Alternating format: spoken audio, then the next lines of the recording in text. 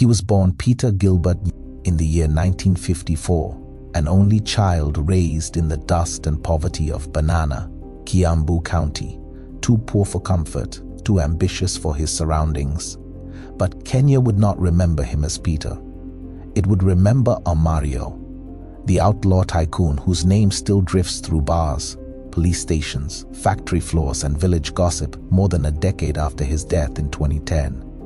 He rose from nothing to become a multi-millionaire alcohol baron, feared and admired in equal measure, a man who lived loudly, made enemies carelessly, and built an empire whose echoes refused to die.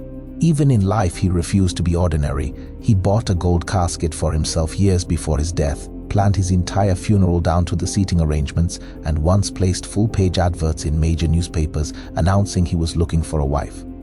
Amario lived like a headline, and he intended to die like one too.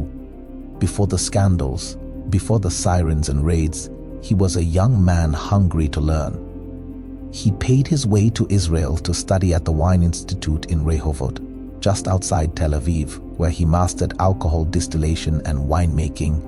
When he returned, he built a massive factory, employing over 200 workers, and poured out brands that became legend across Kenya: Pula, Medusa, Amario's Sherry, Uhuru 2000, Kata Pingu, Mahewa, and Cantata.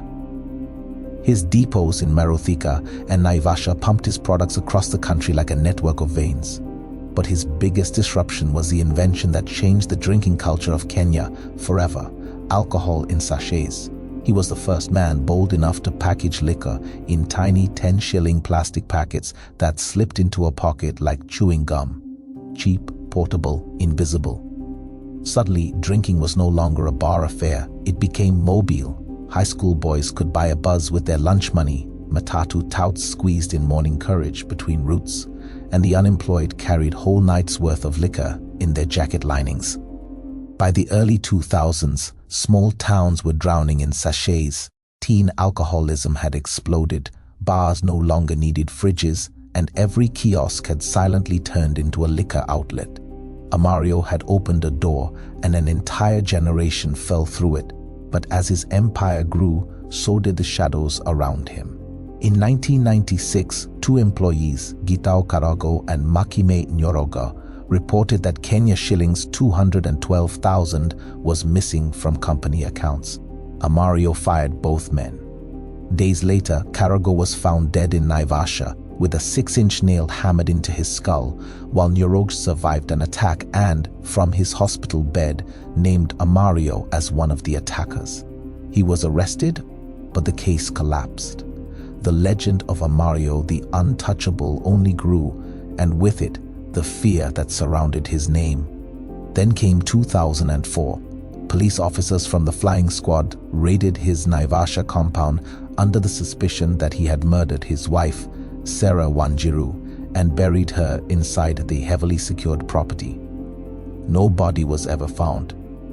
But what they did uncover, behind the manicured fences, shocked even hardened detectives: 10 unlicensed shotguns hidden in a bedroom, multiple dismantled high-end vehicles buried in pits, and a cache of electronics and documentation that hinted at a vast underground network. This time, the state finally had him. He was convicted on firearms charges and sentenced to 9 years in Kamiti maximum prison. For a man who once bragged about bathing in rose water and sipping sherry at dawn, Kamiti was not just prison, it was humiliation. And when he was eventually released, he emerged quieter, slower, older. A lion whose roar had dulled, but fate had more blows lined up.